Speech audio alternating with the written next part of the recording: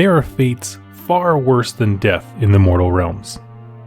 And one of those fates is the subject of today's video.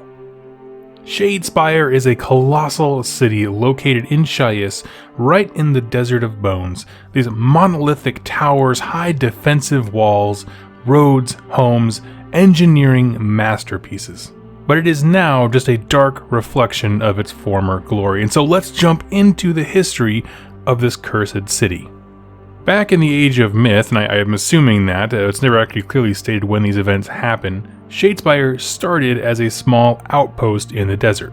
The Shyish soil is very tough to grow things in, life is hard there, and it made this hardy stock of people, and the town grew very slowly.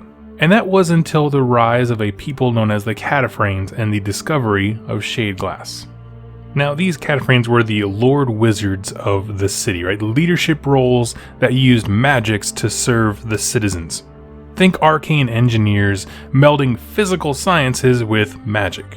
And it was these wizards of authority that discovered a substance called shade glass. It's a type of gem or stone, and what makes it very unique and powerful is that it can actually be filled with the soul of a recently deceased person. So it's kind of a crude form of immortality, but it was certainly a start.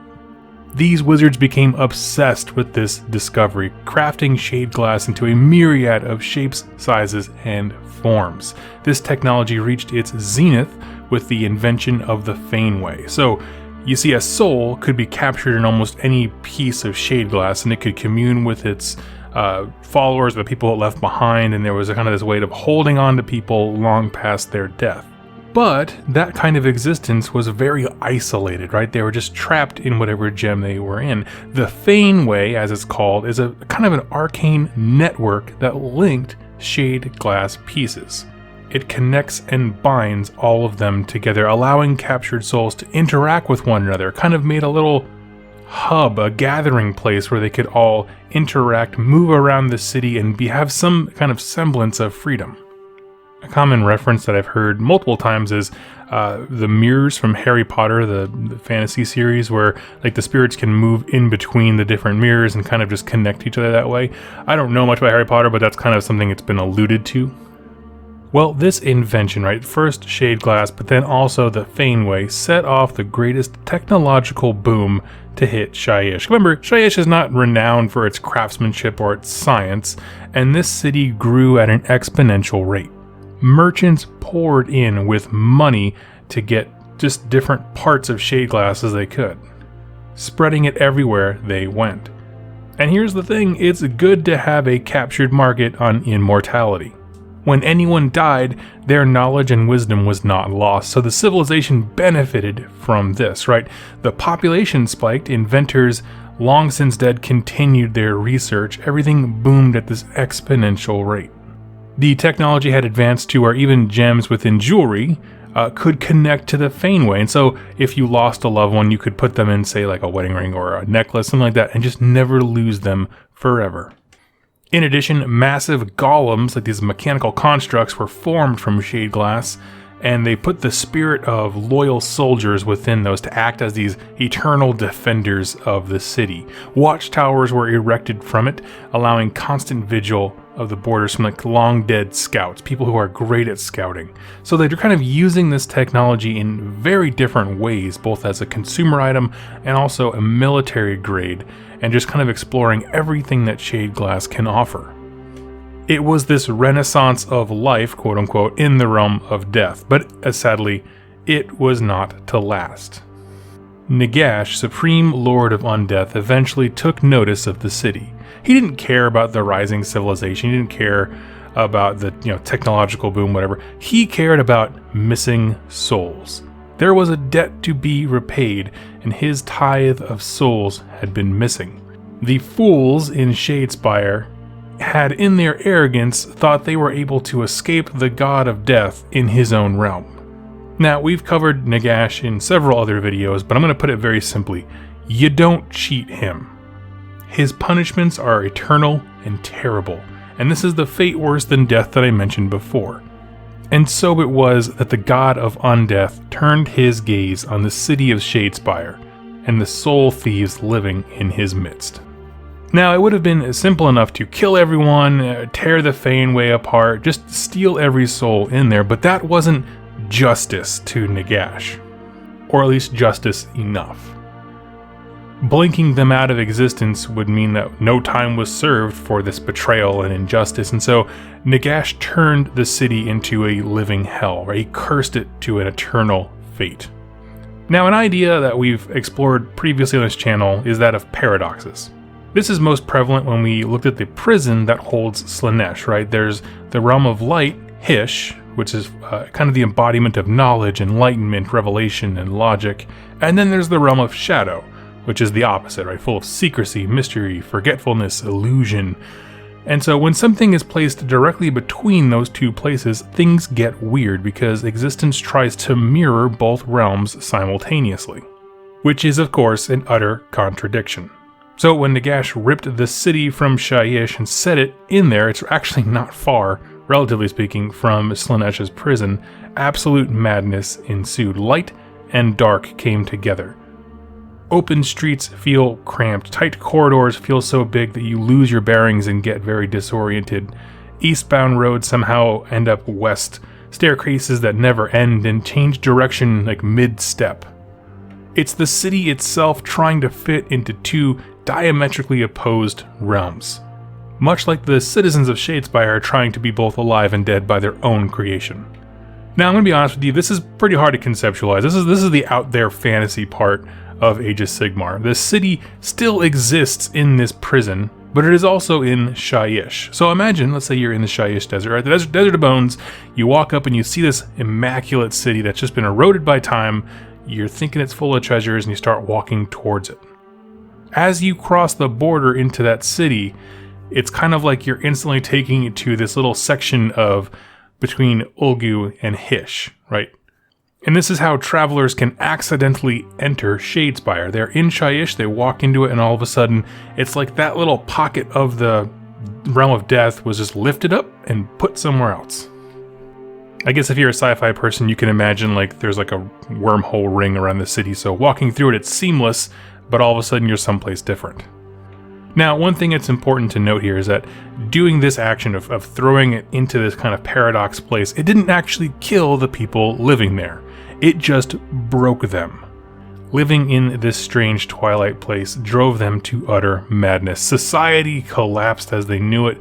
No one could leave because they couldn't find the exits. Everything was so disorienting. They were just trapped in this perpetual maze of this impossible shape and size, and everything fell to absolute ruins. The Feynway collapsed, things were breaking, the souls that used to move around freely were trapped wherever they last were, alone in this eternal, isolated prison, desperately seeking death or escape. Now, over time, the inhabitants began to twist and warp. Some thought that worshipping Nagash might get him to reverse the curse. They started building these large shrines of bones. But here's the thing, they don't know Nagash, right? Everyone fell to absolute madness, and over time they all died. He was never going to change his mind. Some of those who died came back as undead, because there's so much Shyish magic and artifacts lying around that of course that was going to happen. But most folks who were alive when all this went down just became one of the many parts of seas of corpses that littered the devastated city, falling to forgotten memory and ruin. But here's the thing, Nagash had cursed the city at its height of technological and commercial might. And the Cataphrons didn't just make shade glass. They were masters of arcane technology in general, so that means this city is loaded to the gills with shade glass, arcane treasure, weapons, artifacts, and money. Remember, a lot of commerce was happening, straight up money.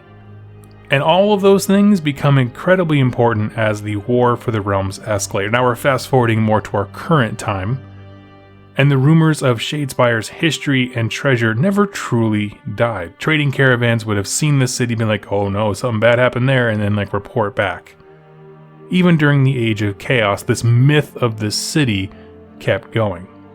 And so now, in the Age of Sigmar, as factions rise to meet the challenge of chaos, they need resources, they need weapons, they need magic, anything to give them an edge, and every faction has their own reason for entering Shadespire.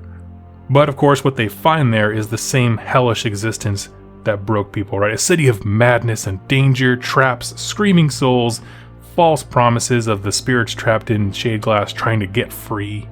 Those cataphragms who are like alone and isolated, trapped where they were when the Faneway broke, they'll promise to lead travelers to riches and escape. Few of them can be trusted. Of course, their ultimate goal is to break free of their prison by death or by, reconstructing the Faneway, that kind of thing. Because remember, some of them think that they can still somehow get in good with Nagash, so they'll try to betray you. Others think that they can still, in their arrogance, rebuild this, we can fix this problem. And some just want to die. They're just raving mad after centuries of isolation. But for those who can reach the city and defy the spirits within, there are, in fact, treasures to be had. Riches just sitting around. Glory to be won, and honor to be defended. It's the background for epic stories and daring action. And here's the thing, that was the story thus far when we were first introduced to Warhammer Underworld Shadespire, but it does not end there. Because the next wave of the game, called Warhammer Underworld's Nightvault, raised the stakes of the Shattered City, and the plot thickened quite a bit in a very interesting way.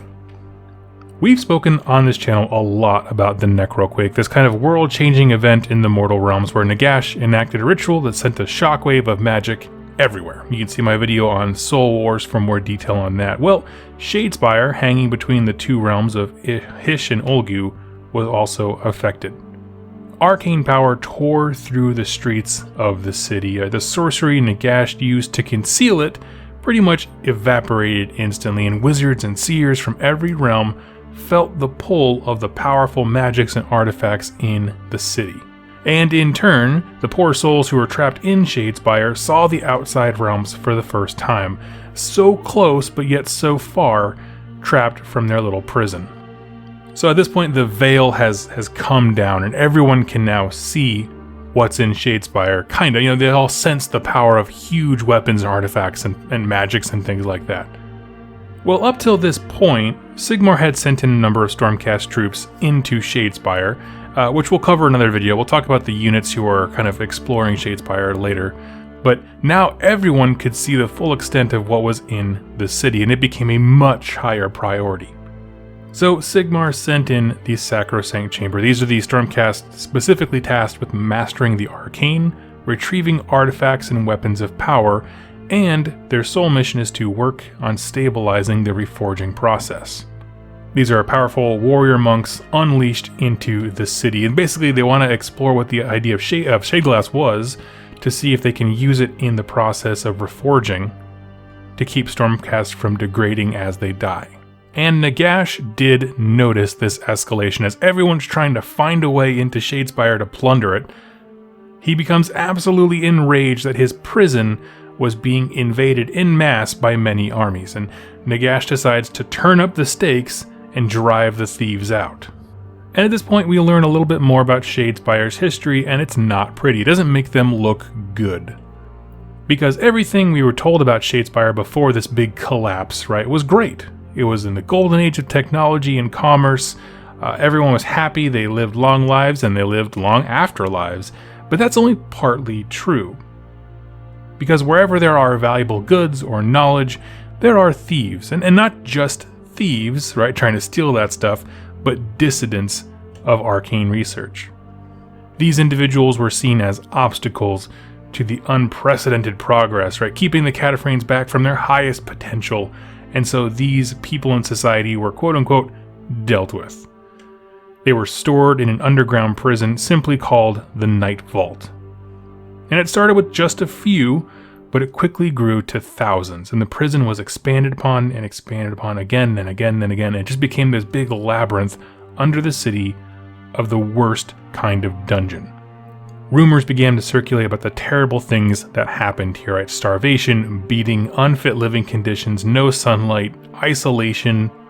But more disturbing were the rumors of these unwanted people were being used as test subjects by the cataphragms in their many experiments with arcane technology. It's a cruel and terrible punishment to do to other living things, enacted by a society that wanted so badly to appear civilized and powerful and wise. Well, when Shadespire was shattered by the curse of Nagash, these prisoners shared the same fate as everyone else. They're still in the city. They are anger and tormented spirits trapped within the Nightvault still. Now, upon seeing the citizens of all of the realms pouring into Shadespire, seeking the secret of shade glass and other treasures, Nagash breathed new life into these hateful spirits in the Nightvault, gave them form and power, basically forging them into what we now know as Nighthaunt, and opened every door of the prison simultaneously, pouring this hate-fueled army into the streets, tasked with slaying anyone living who sought to plunder the city and keeping the secret of shade glass contained. These are, if Shadespire is the prison, these are now the prison guards. No order, no structure. They're out there just hunting and killing everything that shouldn't be there.